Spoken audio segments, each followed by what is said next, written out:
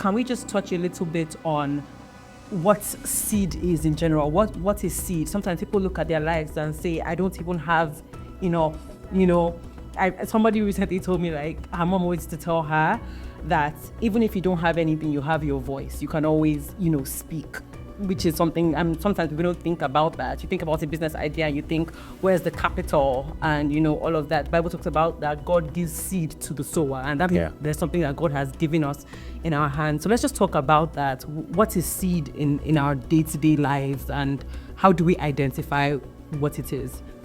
I think, like you said, how seed can be as little as your voice. The voice is a seed, anything that you have. When you were saying that I don't have anything, what came to mind was Nick Vujicic. I can't pronounce his last name.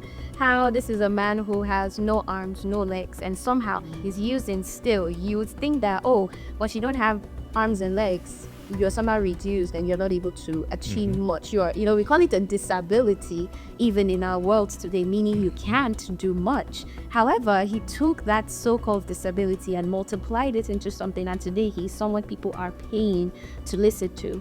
So sometimes it's really you not making it seem so large what that seed could be. It could be as little as just your voice, your mind. I think our minds are one of the biggest seeds. The brain, this thing God has given us that we use to build AI and many wonderful things around us. That is a fantastic seed for one. The greatest seed God has given us is the seed of life. It's the seed of life. And for to him that is joined to all of the living, there is hope. I love that scripture so much, and it continues to say a living dog is better than a dead lion. In other words, a living dog has more value, is of more profit than a dead lion. So the seed of life is where it starts from. We can talk about the mind, we can talk about the voice, and because there is life, we have the seed of the breath of God.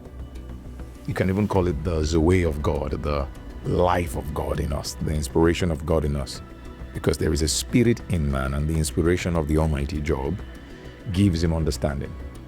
So what does that tell you? It tells you that the greatest limitation and the greatest empowerment that man has is man.